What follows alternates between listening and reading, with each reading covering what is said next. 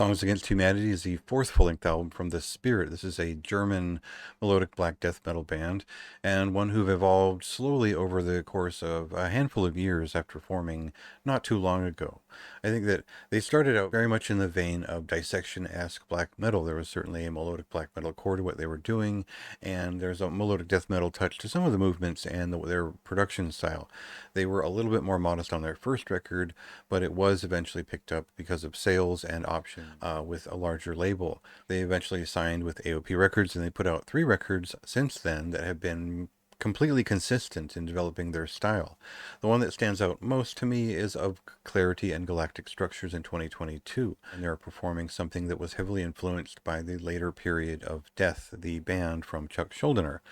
Now, that meant that there was a bit of dissection and a bit of death. It was the best of both worlds. It was a pretty interesting record. It had everything going for it, a very polished production style, great album art, just everything sounded great and it all lined up. And the thing they didn't really deliver there, and it kind of was surprising at the time, was that the songs just weren't there in terms of anything repeatable and all that memorable. It was great that those two ideas had come together. It was great that they were working some kind of progressive death metal side in there, but really it never amounted to anything all that stunning in terms of catchy music. And believe it or not, a lot of people still return to Dissection's records, not for whatever they stood for or however stylized and remembered they were. It's simply just catchy music. It's memorable, and I think melodic black metal bands often forget that the prime appeal of that style of music is that it is successfully melodic in a well-rounded shape that is well thought out and composed. I'm not saying the Spirit lack that entirely, but it is what is missing from both that last record and this one today, as we'll find listening to a couple clips, and I'll talk a little bit about why this is a great record and why it kind of fizzles out halfway through.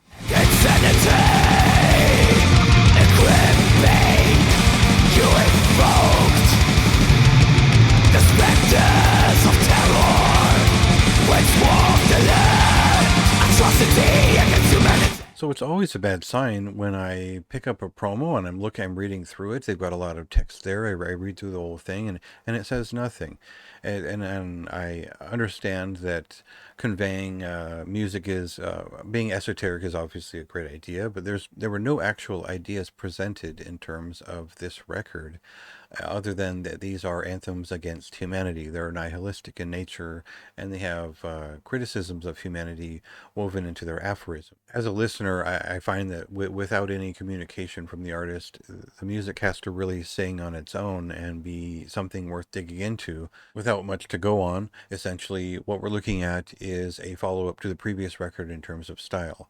They had already scaled back to a trio on the last record, and I believe that is the same case for this one. They might even actually just be a duo at this point, but it really doesn't matter either way because the music is fairly similar to the last record. The songs are a little bit shorter, they're a little bit less involved in terms of riffs, but we start out with a lot of energy, we start out with a lot of big riffs and a lot of interesting songs, and the first half of the record has that energy. They even touch upon some of the progressive death metal ideas that were found on the previous record. It's an interesting start. It feels like a return from the last record, and that's kind of a good thing. The first couple of songs are a little bit memorable. It does feel like that we're getting a little bit more from the band, and then the energy starts to sap from those songs as we get to like the fourth or fifth. And I found that there's a little bit of kind of a dark metal melodic shade coming into the side B as we step over in that direction. I mentioned like a catatonia-esque dirge on the closer, which is a little bit of an exaggeration on my part. It really is just kind of a slow fade out. This feels like a record that was made to tour on. It's certainly a continuation to complete the natural every couple of years cycle. It doesn't feel like a record that really brings together something soulful and communicative, and I think that it felt like it did at first, and that's why I chose to review it.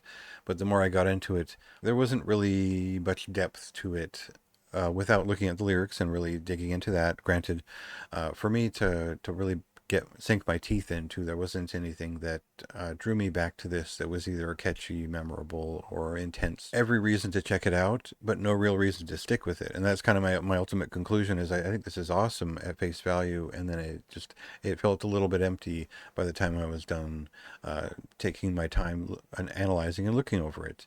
And there's nothing wrong with that. It's a metal album, and there's a lot of satisfying performances and a lot of great sound put into this record. So if you just want something that sounds like melodic black death metal in the Scandinavian style that has a lot of energy and strong production values, great option, worth checking out. So check that out on October 25th. That is today, so it is out now. And read my review if you'd like more of my thoughts in depth on how I kind of came to this conclusion.